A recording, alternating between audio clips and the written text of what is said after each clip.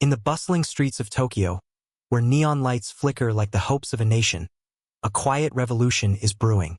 It's not the kind that topples governments or sends people marching in the streets.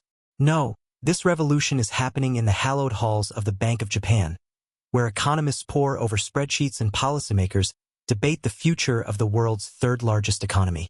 For decades, Japan has been the sleeping giant of the global economy, its potential constrained by deflation, demographic challenges, and a monetary policy that seemed frozen in time. But now, as cherry blossoms herald the coming of spring, there's a sense that Japan might finally be stirring from its long economic slumber. The winds of change. Imagine, if you will, a group of economists huddled around a conference table, their faces illuminated by the glow of computer screens. These are the Bank of Japan watchers, the oracles of the financial world, trying to divine the future from the tea leaves of economic data and central bank statements. According to a recent Bloomberg survey, these modern-day soothsayers are betting on a seismic shift in Japan's monetary landscape. More than half of them believe that the Bank of Japan come December, a move that would have been unthinkable ago. This isn't just idle speculation. It's a reflection of a fundamental change in Japan's economic psyche. For years, the country has been stuck in a deflationary mindset, where consumers delay purchases in anticipation of lower prices, and businesses hesitate to invest or raise wages. But now, there's a palpable sense that the tide is turning. The July surprise. Cast your mind back to July 31st, a day that might go down in economic history books. The Bank of Japan, long known for its ultra-loose monetary policy, did something unexpected. It raised interest rates. The move was modest by global standards, lifting the benchmark rate to a mere 0.25%. But in Japan, it was nothing short of revolutionary. In the days that followed, financial markets roiled like a stormy sea. The yen swayed, stocks dipped, and bond yields jumped. Some feared that this turbulence might spook the BOJ, causing them to retreat to the safety of their previous stance. The Bloomberg survey is to be believed. These fears were unfounded. The majority of analysts think that the market's reaction, while dramatic, wasn't enough to derail the BOJ from its path towards civilization. It's as if Japan, after years of economic hibernation, has decided that it's finally time to wake up and face the music. The Ueda era. At the helm of this economic awakening is Kazuo Ueda, the new governor of the Bank of Japan.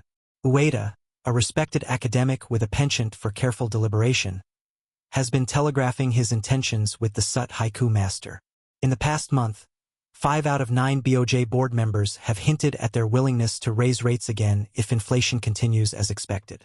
It's like watching a carefully choreographed no-drama, where every gesture and word carries deep significance. But don't expect any fireworks at the upcoming 20th meeting. Ueda and his colleagues have been careful to stress the need for patience, to monitor the impact of July's rate hike and the subsequent market volatility. As Masamichi Adachi, chief Japan economist at UBS Securities, puts it, chances are extremely low for a rate hike at this meeting. It's too early to discern the impact of the July rate hike and market rout. The path ahead. So, what does the future hold for Japan's monetary policy? The economists surveyed by Bloomberg are to be believed. We're looking at a gradual ascent rather than a steep climb. The median estimate suggests that interest rates will rise to 0.5% by the end of this year and reach 0.75% by the close of 2025.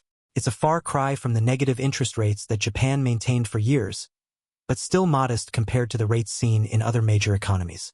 This cautious approach reflects the delicate balancing act that the BOJ must perform. On one hand, there's a need to normalize monetary policy, to give the central bank more tools to respond to future economic shocks. On the other hand, there's the fear of choking off Japan's nascent economic recovery or triggering a financial crisis. The global context. Of course, Japan doesn't exist in a vacuum. As the BOJ contemplates its next move, it must keep one eye on global developments, particularly in the United States. The Federal Reserve, after a lengthy tightening cycle, is expected to pivot towards easing. This shift in U.S. monetary policy could have significant implications for Japan. A weaker dollar could strengthen the yen, potentially making Japanese exports less competitive and complicating the BOJ's inflation targets. More than half of the economists surveyed believe that U.S. rate cuts could impact the BOJ's rate path. As Chotaro Morita, chief strategist at All Nippon Asset Management Company, notes, if the economic environment forces the U.S. rate below 3%, a BOJ rate hike would become impossible. The yen factor. Speaking of the yen, its value has become a key consideration in Japan's monetary policy deliberations. The Japanese currency has been on a roller coaster ride in recent years, at times weakening to that alarmed policymakers, and this week, the yen touched 140.71 per dollar, its strongest level this year. This appreciation came after BOJ board member Junko Nakagawa reiterated the bank's stance on raising rates when conditions allow. But how much yen appreciation is too much? According to the Bloomberg survey, the yen would need to strengthen to around 125 per dollar before it would seriously deter the BOJ from raising rates. It's a reminder the world of central banking, every decision is a complex calculus of multiple variables. The political dimension. As if navigating economic currents wasn't challenging enough, the J must also consider the political landscape. Japan is gearing up for a leadership election in the ruling Liberal Democratic Party, a contest that will likely determine the next prime minister. The outcome of this election could have significant implications for monetary policy. Some candidates, like Sanai Takaichi, are known advocates for monetary easing. Others have voiced support for normalizing policy to support the yen and cap inflation. According to the Bloomberg survey, 86% of economists believe that a Takaichi victory would make the BOJ's normalization mission most difficult. It's a stark reminder that bank independence, while cherished, is never absolute. The winds of political change can blow monetary policy off course. The road ahead. As Japan stands at this economic crossroads, the path forward is far from clear. The BOJ must navigate a complex landscape of domestic and global factors, balancing the need for normalization against the risks of moving too quickly. Katsuhiko Aiba, an economist at Citigroup Global Markets Japan, sums up the challenges ahead. The odds are rising for a national election to be held this fall, and the U.S. presidential election may have visible impacts on financial markets. That means the BOJ's policy meetings in September and October will be a time for examining conditions in financial markets and the economy.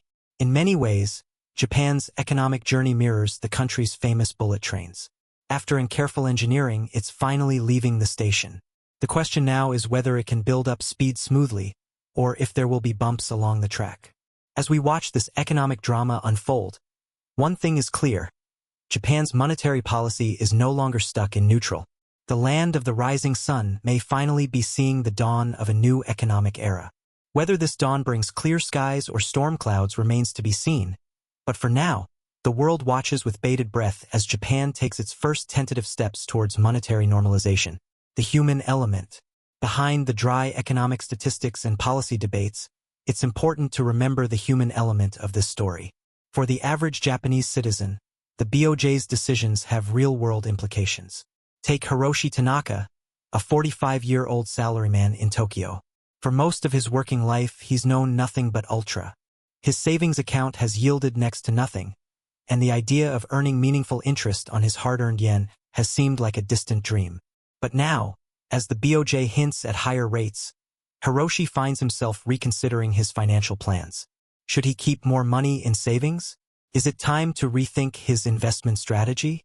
These are questions that millions of Japanese citizens are grappling with as their country's monetary landscape shifts beneath their feet. Or consider Yumi Watanabe, a small business owner in Osaka. For years, she's been able to borrow at rock-bottom rates to keep a men's shop afloat during tough times. But as interest rates creep up, she worries about the impact on her business. Will higher borrowing costs eat into her already thin margins? Will she need to raise prices, potentially driving away customers? These personal stories remind us that monetary policy isn't just about abstract economic theories or financial market movements. It's about real people, making real decisions that affect their daily lives and future prospects. The inflation conundrum. At the heart of Japan's monetary shift is the question of inflation. For years, the BOJ has been a seemingly losing battle against deflation, struggling to hit its 2% inflation target. Now, as global inflationary pressures seep into the Japanese economy, the central bank finds itself in unfamiliar territory. On the streets of Tokyo, the impact of rising prices is becoming increasingly visible. At the local supermarket, housewives scrutinize price tags more closely, noticing small but steady increases in the cost of everyday items. Cafes and izakayas, patrons grumble about menu prices creeping upwards. For a generation of Japanese who have grown accustomed to stable or falling prices, this new inflationary environment is disorienting. Some welcome it as a sign of vitality, while others worry about the erosion of their purchasing power. The BOJ's challenge is to navigate this inflation carefully. Raise rates too quickly, and they risk stifling economic growth. Move too slowly, and inflation could spiral out of control. It's a high-stakes balancing act that will test the skill and judgment of Ueda and his team. The corporate perspective. Japan Incorporated, long an environment of ultra-low interest rates and a weak yen, is watching the BOJ's moves with keen interest. For export giants like Toyota and Sony, a stronger yen could eat into overseas profits. On the flip side, companies that rely heavily on imported raw materials might welcome the increased purchasing power.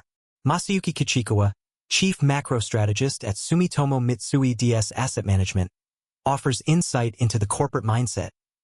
Japanese companies have become more resilient to exchange rate fluctuations over the years. However, a rapid and significant appreciation of the yen could still pose challenges, particularly for exporters. The potential for higher borrowing costs is also on corporate Japan's radar.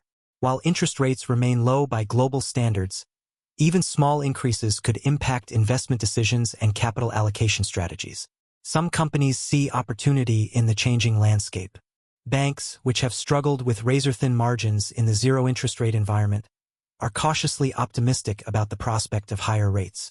Insurers, too, see potential benefits in terms of improved investment returns. The regional ripple effects. Japan's monetary policy shift isn't just a domestic affair. It has implications that ripple across the Asia-Pacific region and the world's third-largest economy and a major source of foreign investment. Japan's economic decisions carry weight far beyond its shores. In South Korea, policymakers are watching closely, aware that BOJ decisions could influence the competitiveness of their own export-driven economy. In Southeast Asian nations like Thailand and Indonesia, which have seen significant Japanese investment, there's interest in how a potentially stronger yen might affect capital flows. Even in the United States, Japan's monetary moves are on the radar. As Ishwar Prasad, a professor of trade policy at Cornell University, notes, a normalization of Japanese monetary policy could have far-reaching effects on global capital flows and exchange rates. It's another factor that the Reserve will need to consider in its own policy deliberations. The tech factor. No discussion of Japan's economic future would be complete without considering the role of technology. As the BOJ contemplates its policy path, it's doing so against the backdrop of rapid technological change that's reshaping the very nature of money and finance. The rise of digital payments, cryptocurrencies, and central bank digital currencies, CBDCs, adds another layer of complexity to the BOJ's decision-making process. Japan has been at the forefront of exploring CBDCs, with the central bank conducting extensive research and pilot programs. Hiro Maioka, a former senior official at the BOJ who headed its digital currency research, offers perspective. The potential introduction of a CBDC could have significant implications for monetary policy transmission. It's another factor that the BOJ will need to consider as it charts its course towards normalization. The demographic challenge. Looming over all of these considerations is Japan's demographic challenge. With an aging population and a shrinking workforce, the country faces headwinds that complicate its economic outlook. The BOJ's policy decisions must into account this demographic reality. Higher interest rates could provide much-needed income for retirees living on fixed incomes. However, they could also increase the government's debt servicing costs at a time when Social Security expenditures are already straining the national budget. Takashi Miwa, chief Japan economist at Nomura Securities, frames the challenge. The BOJ's policy normalization isn't just about responding to current economic conditions. It's about crafting a monetary framework that can support Japan's economy through the demographic transitions of the coming decades. Looking to the future. As we peer into the crystal ball of Japan's economic future, the image that emerges is one of cautious transformation.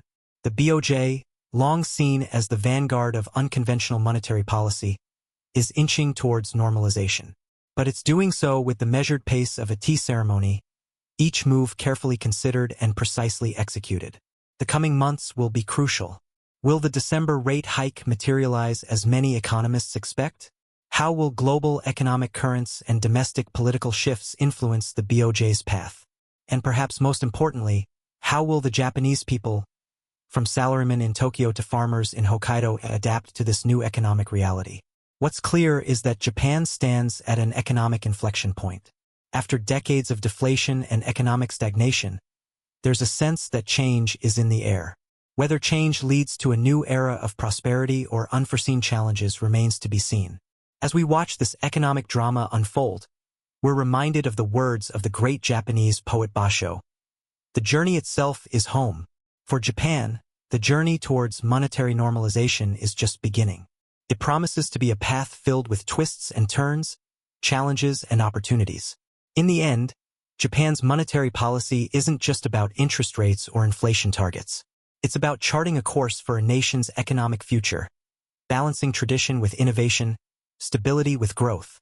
As the land of the rising sun embarks on this journey, the world watches with interest, knowing that the ripples from Tokyo's decisions will be felt far beyond Japan's shores. In the grand tapestry of global economics, Japan's thread is once again shimmering with possibility.